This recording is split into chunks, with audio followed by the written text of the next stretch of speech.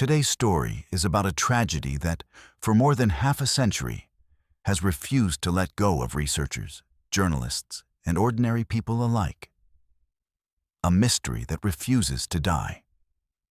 In January 1959, a group of seasoned hikers from the Ural Polytechnic Institute set out across the northern Urals. They were young, strong, tempered by dozens of routes, and certain that even the harshest mountains were within their reach. There were 9 of them, each with a history, a dream, and a private fear. Igor Dyatlov, a born engineer and leader, a man who knew how to inspire. Zenaida Kolmogorova, cheerful, infectious laughter, beloved by the whole group. Lyudmila Dubinina, stubborn and brave, the one who never gave up. Rustem Slobodin, calm and level-headed, an athlete to the core. Yuri Doroshenko, a gentle giant with a child's heart. Yuri Krivonishenko, a joker and live wire who could diffuse any situation. Alexander Kolovatov, quiet but dependable, the one who always watched your back. Nikolai Thibault Brignol, descended from French émigrés, educated and refined. Semyon Zolotaryov, the eldest, a mysterious newcomer to their company. The route was planned with care. They prepared for weeks, calculating every leg of the journey, taking only what was essential. They were to pass through remote country where winter forest breathes in silence, and the wind sings an old, cold song over the passes. No one knew this path would be their last. In 3 weeks' time, rescuers, soldiers, and volunteers would go looking for them, and they would find them. But not in any way anyone expected. A tent slashed from the inside, footprints leading into the dark, bodies scattered down the slope, bearing injuries no one could easily explain. Many years have passed since then, yet the mystery of the Dyatlov Pass endures. Some speak of an avalanche, others of secret military tests, and there are those who are sure that night, the mountains answered visitors who did not come from this earth. Today we will walk that road again, step by step, day by day, and we will try to see what they saw. 9 faces in the blizzard. Their meeting was no coincidence. They were bound by a love for the mountains, the cold winds, and the kind of trials that break many, but temper those who go all the way. Their names would later be carved in stone, printed in newspapers, and preserved in frozen lines of a criminal case file. But in January 1959, they were simply friends and fellow travelers. Igor Dyatlov was the soul of the group. A 23-year-old student of radio engineering at the Ural Polytechnic Institute, he possessed a rare blend of leadership and technical insight. He had designed a portable stove for the tent himself, to keep his companions warm through the freezing nights. Friends said that his eyes always held a steady, quiet flame, a flame that never went out, even in the harshest moments.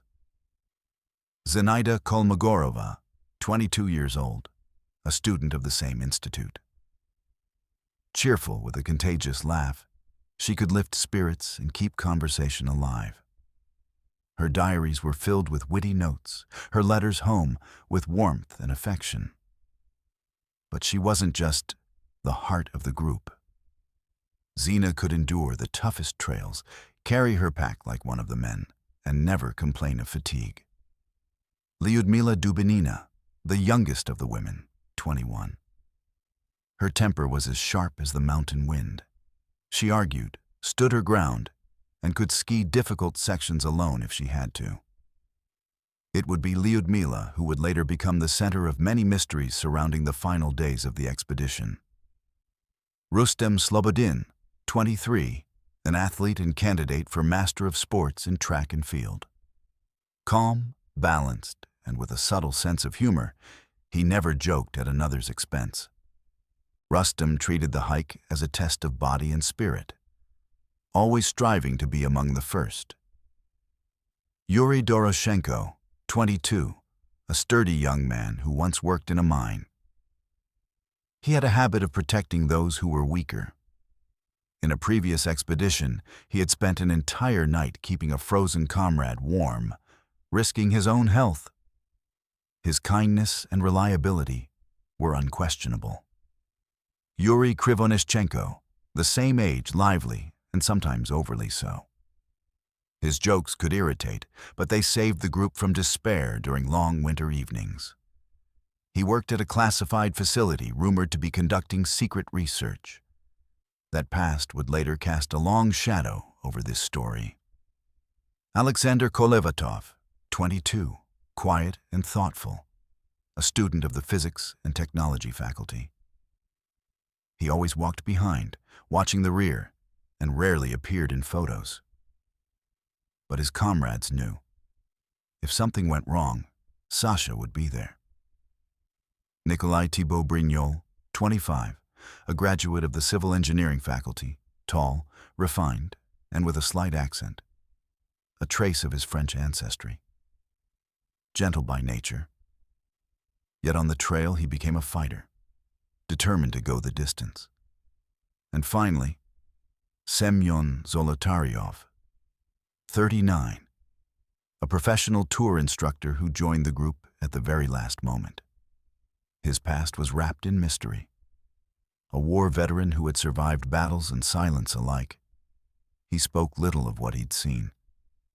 His endurance impressed everyone, but at times there was a shadow in his eyes, as if he knew something about these mountains that others did not. Together, they were to complete a route of the 3rd degree of difficulty, a challenge for the strong in spirit. But none of them could have imagined that this road would become their last, and that even then, perhaps, something was already watching them. From a height no human could ever reach. The route of dreams. Winter in the Urals that year was merciless, but for experienced hikers, it was not an obstacle, only another challenge. Igor Dyatlov had carefully approved the route with the tourist section of the Ural Polytechnic Institute. According to the plan, the group was to cross the northern Urals, climb Mount Otorten, and return to the settlement of Vijay by early February. Preparation went methodically. They gathered supplies, cereals, canned meat, sugar, powdered milk. They bought extra kerosene, checked their skis, and sewed sturdy mittens. Dyatlov tested his homemade stove to make sure that, in the freezing nights, their tent would not turn into an icy trap. Those days were filled with laughter, jokes, and snapshots. Yuri Krivonischenko strummed his guitar, while Zenaida Kolmogorova wrote witty notes in her diary about how they would show off on the slopes. But behind that lightheartedness lay serious preparation. The 3rd degree difficulty route demanded precise calculation and endurance. Every day before departure they met, checked their lists. Lyudmila Dubinina insisted they pack more bandages and iodine, just in case. Semyon Zolotaryov, who had joined at the very last moment, inspected everyone's skis and backpacks as if he were training soldiers, not students. In letters home, no one wrote about fear. They promised to bring back photographs and stories, saying they'd return with frostbitten noses but happy. Not one of those letters would ever receive an answer. On January 23rd, they left Sverdlovsk by train. The journey was long and noisy. In the compartment, they discussed the route ahead and shared their summer plans. The train raced through snowy plains, and none of them yet knew it was carrying them toward a place where time itself would seem to stop. In the settlement of Vijay, they were greeted by a biting wind and the wary eyes of locals. Here began a world where everyone knows everyone. And strangers always raise questions. The Mansi, the indigenous people of the region, watched the hikers in silence, though with a strange, hidden attention. Later, some would recall that during those days, Mysterious lights had appeared in the sky above the mountains. The next day, the group set out. Snow creaked beneath their skis, frost bit at their faces, and every breath turned into a cloud of steam. Ahead lay the mountain that the Mansi called, "Do not go there." But how could you stop those who believed the mountains were their home? The white road to nowhere. On January 30th, Dyatlov's group left the last inhabited place on their route. Behind them lay Vizhai. Ahead, dozens of kilometers of untouched winter forest, mountain passes, and endless snow plains. The weather was clear, but bitterly cold, the temperature falling below -25. The first kilometers were easy. Dyatlov kept a steady pace. Krivonischenko cracked jokes, and Zenaida took pictures of everything around. They moved in a tight formation, sometimes chatting, sometimes walking in silence. The crusted snow crunched beneath their skis. The only sound in the great stillness was that faint, rhythmic creak. Their diaries from that day sound carefree. Lyudmila wrote about how funny it was watching Yuri Doroshenko trying to cook porridge in the wind. Slobodin noted that the frost bites the fingers, but it's bearable. No one complained. In such journeys, that was considered weakness. But that evening, as they set up camp by the forest edge, the first strange incident occurred. Zolotaryov, who had gone to gather firewood, returned saying he had seen a glowing streak far off above the trees. He spoke calmly, but his eyes betrayed unease. Krivonischenko quickly joked that it must have been a train to Mars, and everyone laughed. Yet not a single diary mentioned that light. The next day, they would have to climb higher. The forest thinned, the wind grew sharper. Snowdrifts made progress difficult. By the evening of February 2nd, they reached the foot of Mount Kolatsyakl, in the Mansi language, Mountain of the Dead. The Mansi avoided that place, and even today, few dare to go there. That night, by the campfire, talk returned to the strange lights. Kolovatov, usually silent, said quietly that in the morning he had seen something in the clouds, like the shadow of something immense passing over the mountains. No one argued, but the conversation quickly died away. The fire crackled, the wind howled against the tent, and night fell upon the camp. None of them yet knew that only one night remained before their fate would change forever. Darkness over the pass. On February 2nd, 1959, the morning was cold and windy. Dyatlov's group rose early. Ahead of them lay the climb up the slope of Mount Kolatsyakl. According to their plan, they were to cross this section, descend to the other side, and spend the night in the forest where they could light a fire and shelter from the wind. But things turned out differently. Igor Dyatlov's diary for that day contained brief but telling notes. The wind grew stronger, visibility fell, and the blizzard nearly knocked them off their feet. Snow clung to their skis, making each step exhausting. Add to that the 30-kilogram backpacks, and it becomes clear how worn out the group was. Around 3 in the afternoon, they emerged from the tree line onto the open slope. The snow was dense but crusted with ice in places, making progress treacherous. At that moment, Dyatlov made a decision, not to go back down to the forest, but to pitch the tent right there on the slope.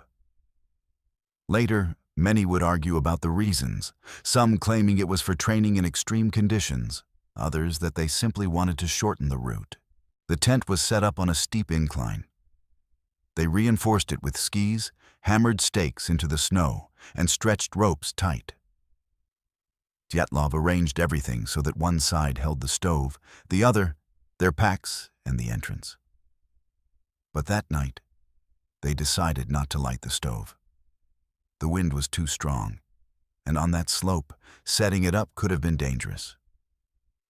The sun sank toward the horizon, and with dusk came a cold that pierced to the bone. The temperature dropped below -30. The wind howled, whipping the fabric of the tent, while above the mountains the stars burned bright and merciless. That was when it began, the thing people would later speak of only in whispers. Zinaida Kolmogorova was the first to notice the strange light. She quietly called Krivonishenko, and together they peered out of the tent. Above the horizon hung a bright orb, like a second moon, smaller, tinged with blue. It moved slowly, leaving a thin glowing trail behind it. A few minutes later, another appeared, smaller, but identical. They glided in parallel, occasionally changing direction, as if scanning the ground. Krivonishenko tried to lighten the mood, muttering something about Martian scouts, but there was no laughter in his voice. Soon the lights vanished behind the ridge. Silence fell inside the tent, broken only by the wailing wind. No one suggested writing about it in their diaries. What they had seen was too strange, too impossible to explain. Night came quickly. Some tried to sleep, others lay awake, listening to the storm's cry. Then, through the roar of the blizzard, came a low, dull sound, like distant thunder. Then another, and another, each louder than the last. Zolotaryov, with his frontline experience, whispered that it didn't sound like artillery. The sound was too alive. His words were swallowed by the wind, but they left an uneasy silence behind. Around 10 o'clock, the sky suddenly flared with light. It was so bright it pierced even the canvas of the tent. Some rushed outside, just in time to see something streak across the heavens, like a colossal burning disk casting shadows across the snow.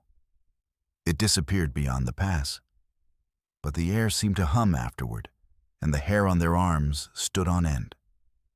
Few slept that night. Some swore they heard footsteps outside, others a faint rustling in the snow. But no one dared to go out and look. Only in the morning would the group set out again, on a road that led one way only. Searches in fear. When Dyatlov's group failed to return by the expected date, no one panicked at first. In those days, a few days' delay was considered normal. Weather, unforeseen difficulties, or simple setbacks on the route. But after a week passed with no word from the hikers, it became clear something was seriously wrong. On February 5th, their classmates began contacting the city authorities. Parents called the dean's office, the hiking club, the police. At first, officials were indifferent. An experienced group, they said, would handle it.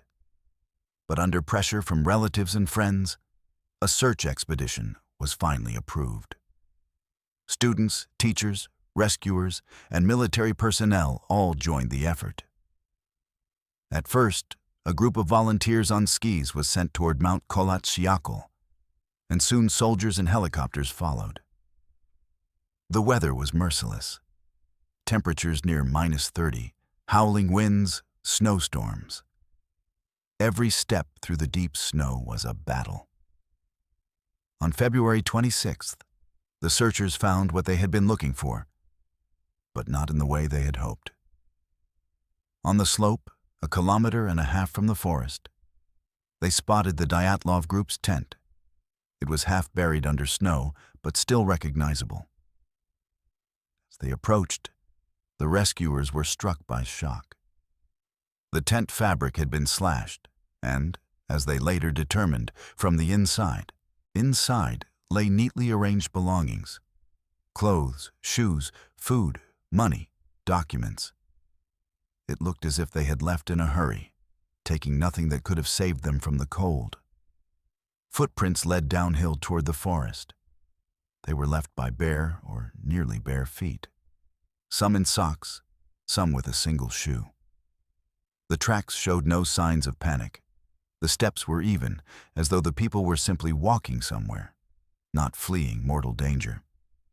Following the trail, the rescuers soon found the remains of a campfire at the forest's edge. Beside it lay two bodies, Yuri Doroshenko and Yuri Krivonishenko. They were barefoot, dressed only in underwear and light shirts. Their hands and feet bore frostbite marks, and their skin had taken on a strange, dark hue. It seemed they had tried to stay warm by breaking branches from a cedar tree, but their strength had failed. About 100 meters farther, they found Igor Dyatlov's body. He was lying face down toward the tent, as if trying to crawl back. His hands were clenched, and the expression on his face many rescuers would later prefer not to remember. A little farther still lay Rustem Slobodin. He had a fracture in his skull, but no visible damage to the soft tissue, as though the blow had come from inside, without contact with the surface. No signs of struggle were found nearby. 4 people were still missing. Their bodies would not be found for more than 2 months. But already, strange whispers began circulating among the search teams. Some claimed they had seen glowing lights over the pass at night, the same kind described by witnesses from nearby villages. The lights moved silently, hovered, then vanished at impossible speed. The soldiers involved behaved oddly. They carefully examined the snow around the tent, took samples, but never shared their findings. At times they whispered to each other, glancing at the sky, as if afraid that it might return. Officially, none of this appeared in the reports, but in the recollections of rescuers and in the journals of the students who took part in the search, there are notes of a lingering dread, the feeling that someone was watching them. Not from the forest, but from above. Tracks that shouldn't exist. After the discovery of the first bodies, rescuers and investigators focused on examining the tent and the surrounding area. The snow around it was untouched, as if no human had set foot there for a long time, except for a single line of footprints leading down the slope. Yet sharp eyes soon noticed details that defied ordinary logic. The first was the precision of the cuts in the tent walls. The seams hadn't torn from tension, the fabric wasn't ripped. It had been sliced cleanly with a sharp blade. The cuts were made in the upper section, not near the ground, which ruled out the idea of people hastily crawling out. Who made those incisions from inside, and why, remains a mystery to this day.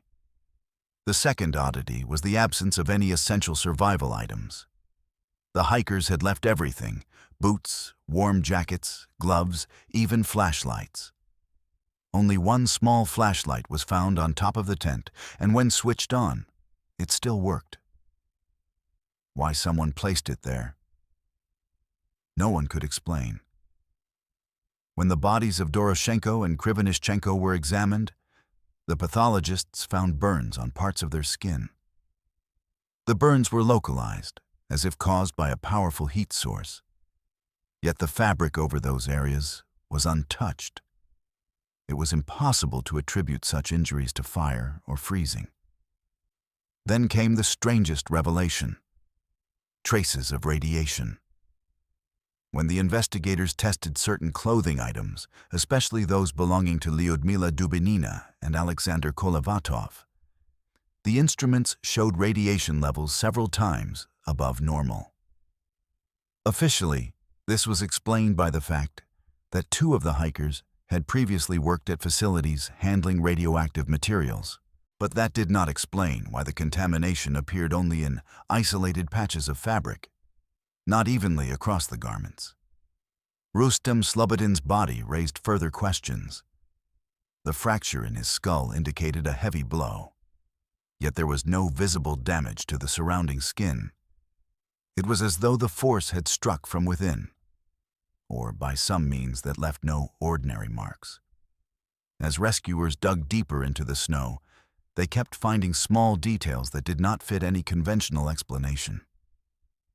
The cedar tree near the campfire had its upper branches broken at a height of more than 5 meters. To reach them, one would have to climb or apply enormous strength. But who could have done that in a state of near-fatal hypothermia? Some rescuers later recounted that during the nights, strange luminous objects appeared in the sky above the search zone. They moved silently, sometimes hovering, then vanishing, as if dissolving into the frozen air.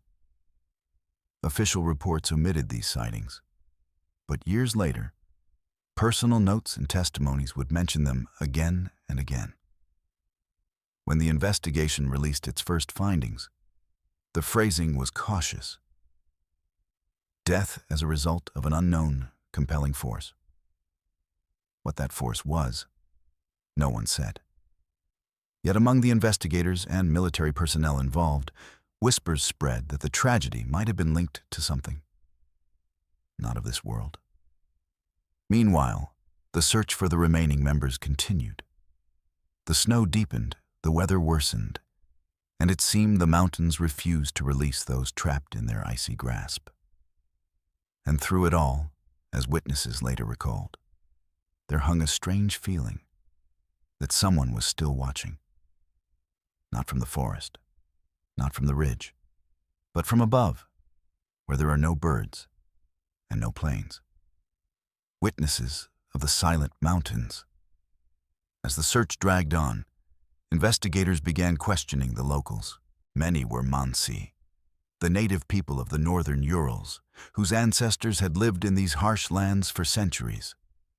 The Mansi knew every trail, every river, every mountain pass. They could read tracks in the snow, listen to the wind, and predict the weather by the shade of the sky. From the very start, they were uneasy about the Dyatlov group's story. Not because they feared outsiders, they had seen tourists before, but because the place the group had chosen had its own name in their language. Kholat Shakal, the Mountain of the Dead. The Mansi avoided that peak, believing that those who do not love people dwell there. When shown the map of the planned route, an elder named Chetkar said quietly, "They went where even hunters do not go. There is no game there, no life, only snow and silence that listens to you." When asked what or who listens, the old man said nothing, only turned his eyes away.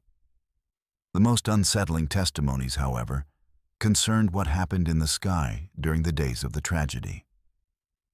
Several hunters claimed that in late January and early February, they saw thunder spheres, glowing orbs flying above the mountains. They moved silently, sometimes hovering, then vanishing abruptly. Their colors shifted from white to orange, and sometimes to deep blue. The Mansi said such phenomena had been seen before, though rarely, and they always fled far from where the lights appeared. After the passage of the spheres, birds would fall silent and animals disappeared. Even reindeer tracks sometimes ended abruptly in the middle of the snow, as if the creature had simply dissolved into the air. Investigators recorded these accounts, but the official report softened the language. Instead of spheres, they wrote light phenomena of unknown origin. Instead of animals disappearing, they wrote temporary disturbance of local fauna. Yet in private conversations, especially around campfires, people spoke differently. They said the thunder spheres were not natural. They came from the sky, from far away. And they were searching for something. Some even claimed to have seen a thin beam of light descend from one of the objects. And afterward, nothing grew in that spot for years.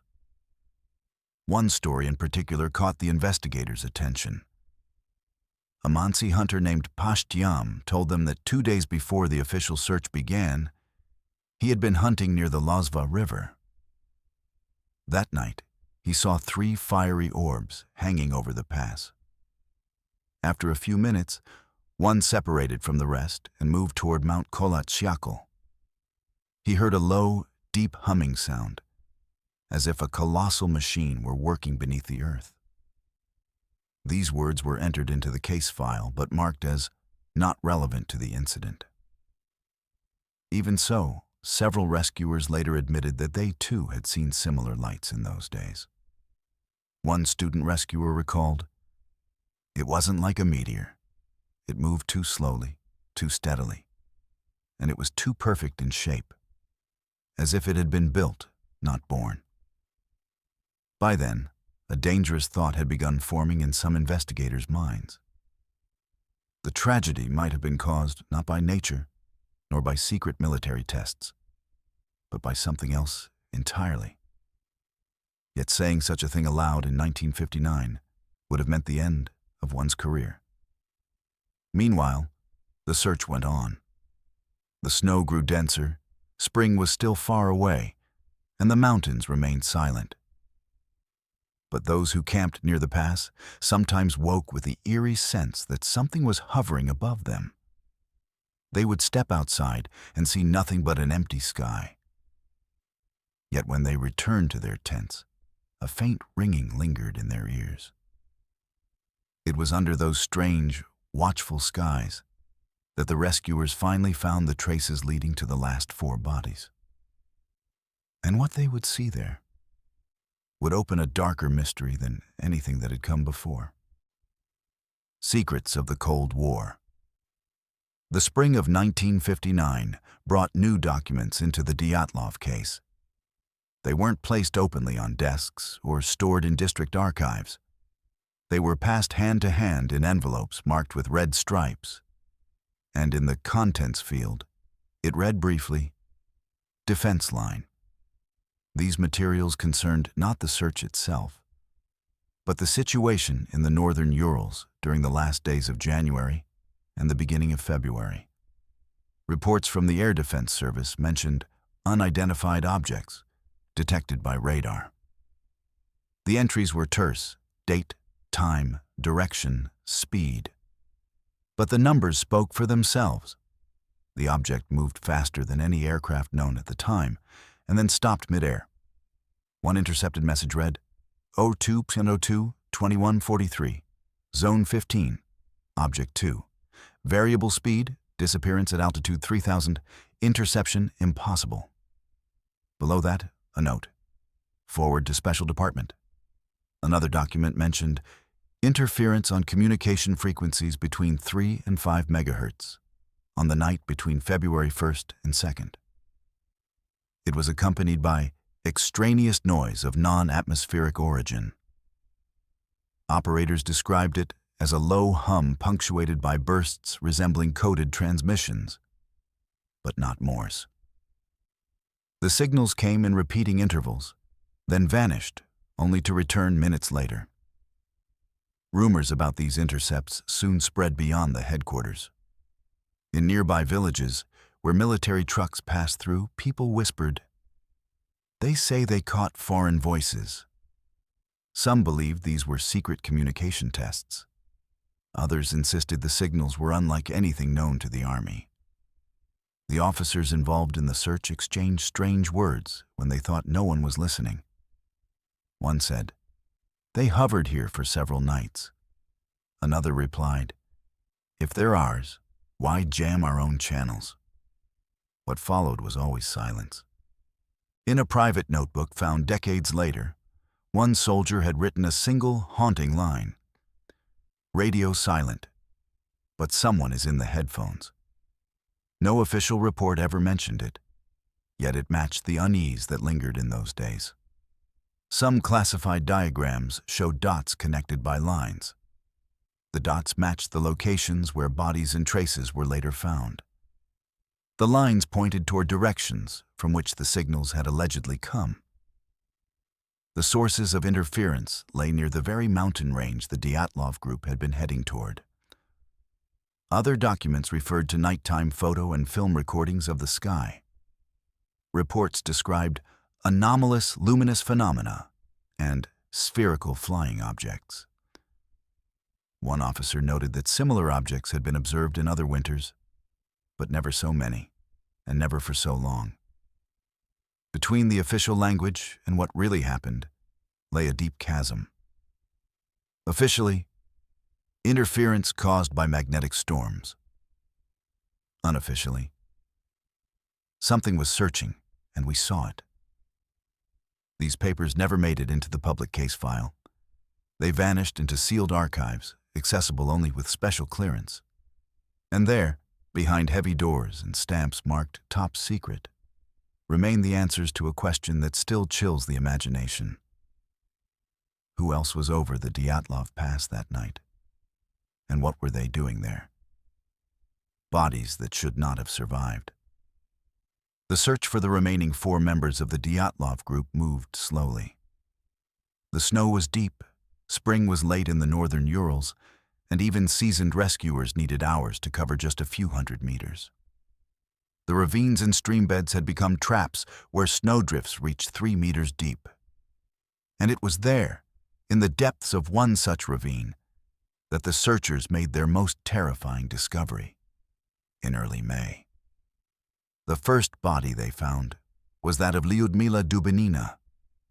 She was lying in a shallow stream bed, partially covered by snow. She wore clothing that clearly belonged to others, taken perhaps from her fallen companions. But her injuries were what shocked everyone. Her ribs were broken on both sides, fractures that doctors later called incompatible with life. Yet the skin over them was nearly intact, ruling out a fall or impact with rocks. It was as if a massive pressure had come from within, crushing her body in an instant. Nearby lay Nikolai Thibault Brignol. He had a massive skull fracture, but, like Slobodin, almost no external damage to the skin. It was as though tremendous force had struck him. Not by blunt impact, but by some unknown means. The body of Alexander Kolevatov was found a little apart from the others. He bore no visible wounds, but his posture and the expression on his face spoke of unbearable stress at the moment of death. It seemed he had died not from physical trauma, but from sheer, overwhelming terror. Last was Semyon Zolotaryov. He was dressed more warmly than the rest, even wearing a military coat and boots. On his chest, doctors found rib fractures similar to Dubinina's. In his hand, he clutched a scrap of paper with faint markings, possibly part of a map or a note. But what it said was never known. The document disappeared soon after being turned over to investigators. Another disturbing detail.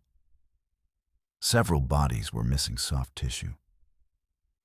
Dubinina's tongue was gone, and her eye sockets were empty. Official reports blamed animals and the thawing snow, but experts noted the removals were too clean, too deep, to have been caused by wildlife under such conditions. The victim's clothing raised more questions. Some garments showed traces of radioactive contamination, similar to what had been found on the first group. This was especially true of the pants and sweater that had belonged to Kolevatov and Dubinina. The radiation level was well above background, though the bodies had lain buried deep in the snow, far from any known source of contamination. Rescuers who worked at the site later said they had felt strange pressure in their ears, like during a rapid ascent. Some complained of headaches and a metallic taste in their mouths, though there were no chemicals nearby. That same evening, after the bodies were recovered, witnesses again saw a glowing sphere hovering over the pass. It lingered briefly, then shot off toward the northeast. When the bodies reached the morgue, the pathologists had to admit that the nature of the injuries matched no known mountain accident. There were no traces of an avalanche, no signs of falling from height, and no evidence of animal attacks. The injuries were massive, yet the skin remained intact, as if an invisible force had acted directly upon the bones and organs. Several rescuers later claimed that after this discovery, the military suddenly became far more active. Multiple units arrived in the area, reportedly searching the ravines and slopes with equipment unfamiliar to civilian teams. They worked quietly, avoided conversation, and were always the first to leave when the day ended. This discovery changed the course of the investigation. Now the phrase, "death by an unknown compelling force," no longer sounded like a bureaucratic formality. Too many signs pointed to something that did not belong to the familiar laws of nature. Only one question remained: who or what could wield such power? And in that spring of 1959, no one dared to say it aloud. Archives sealed for half a century. By the end of May 1959, the official search for the Dyatlov group was over. All the bodies had been found, identified, and buried. For the families, it was a bitter, but at least final chapter. For the investigators, it marked the beginning of the quietest, yet most intense phase of the case. In early June, investigator Kolovatov, a namesake of one of the victims, was ordered to prepare the final report. Documents, medical files, photographs, and the hikers' diaries were gathered, bound together, and sent to the prosecutor's office. But around the same time, several officers arrived from Moscow. They hadn't taken part in the search and spoke to no relatives or friends of the dead. Their interest lay solely in one thing: the case materials. What followed was a silent but deliberate purge. Pages were removed from the hikers' diaries, especially those mentioning glowing spheres, lights over the pass, or rumbling at night. Entire transcripts of Mansi interviews vanished, replaced with blank page numbers or neutral phrases like background noise and natural phenomena.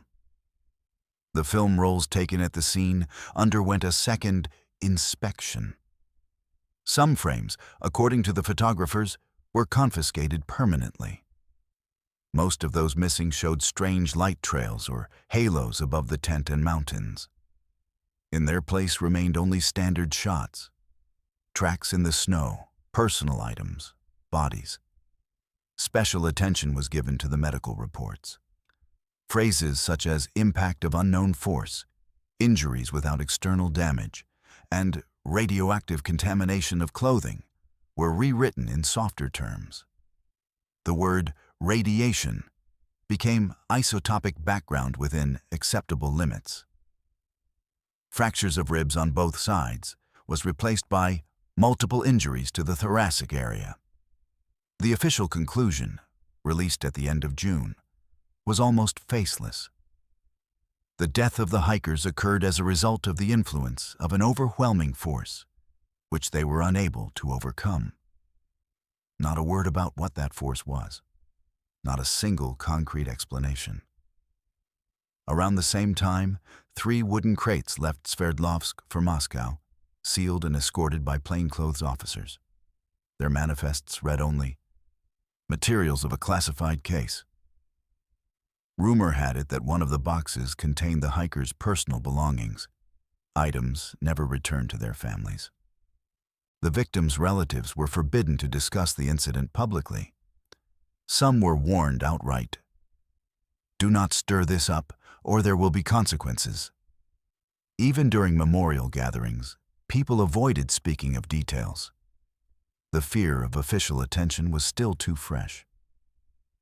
The archive received a top-secret classification, marked to be stored indefinitely.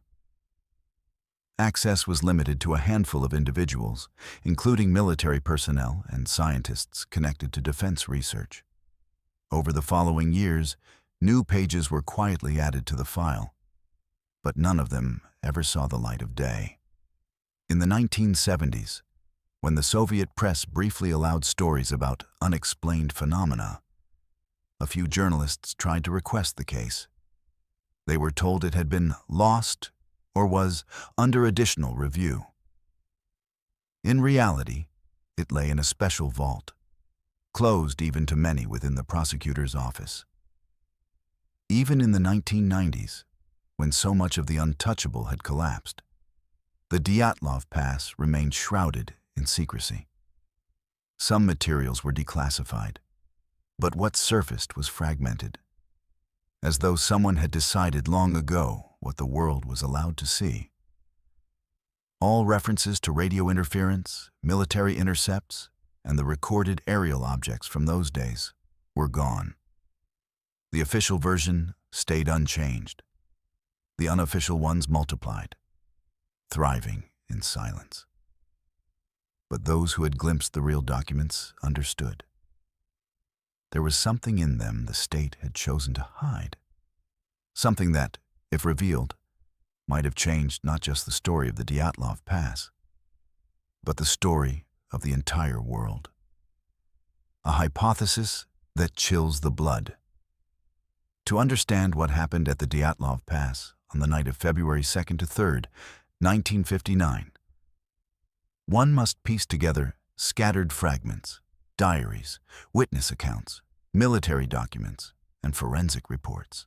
When these fragments align, a picture emerges that many would rather not see. Coherent, yet deeply unsettling. That evening, the group pitched their tent on the slope of Mount Kolatsyakal. The decision still raises questions.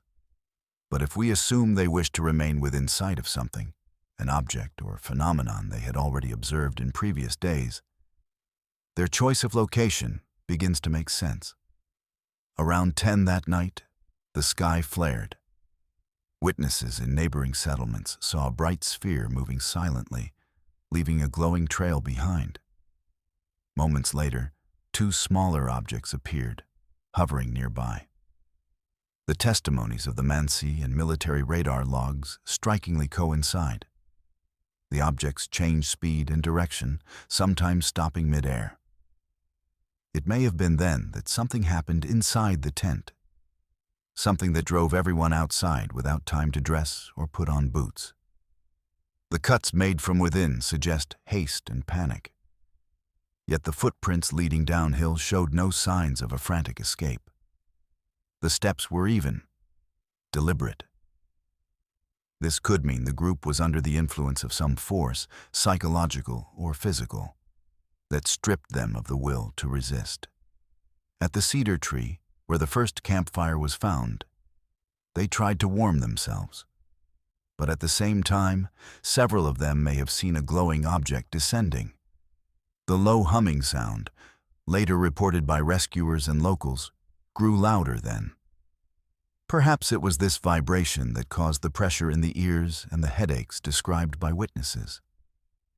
2, Doroshenko and Krivonishenko, died first, likely from hypothermia, but their bodies bore localized burns. Such burns could be the result of exposure to a directed beam of heat or energy. 3 others, Dyatlov, Slobodin, and Kolmogorova, tried to return to the tent, but perished along the way, possibly caught again in the field of that same force. The last 4, Zolotaryov, Dubinina, Thibaut Brignol, and Kolovatov, moved further down into a ravine, perhaps seeking shelter. But there, they encountered an influence no earthly science could explain.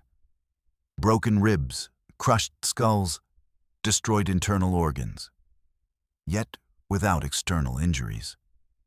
It was as if the force had passed through their bodies, leaving the skin untouched. The missing tongue of Dubinina and the removal of soft tissue from some of the bodies could be the result of exposure to high-frequency radiation or targeted biological decay. The official version blaming animals seems far-fetched. Deep winter, heavy snow, no predator tracks anywhere near. The radioactive contamination on some of the clothing could not be explained solely by previous work in defense facilities. It was more likely a side effect of close proximity to an object radiating energy. Such a field could have altered tissue and molecular structure, causing both burns and internal damage. Within this reconstruction, the alien hypothesis begins to appear disturbingly logical. The group may have accidentally witnessed the presence or descent of an extraterrestrial craft. The occupants, realizing they had been seen, may have used an unknown form of suppression, not necessarily to kill, but powerful enough to neutralize the witnesses. The nature of this effect, a mix of pressure, heat radiation, and infrasound or sonic impact, aligns with descriptions of UFO encounters reported in other countries. Many such incidents involve disorientation, temporary paralysis, and internal trauma without visible wounds. The military, intercepting signals that night, may have been aware of the presence of these objects. Perhaps they monitored them, even tracked their movements, but could not or would not intervene. Not without revealing how much they already knew. When all the evidence is viewed together, the Dyatlov Pass tragedy ceases to be a simple mystery. It becomes part of a far darker narrative, one in which humans are nothing more than accidental witnesses to something that does not belong to this earth. Why we'll never know the truth. The story of the Dyatlov Pass has outlived decades, regimes, and generations. Hundreds of articles, dozens of books, films, expeditions, all have built a mythology, but none have given a final answer.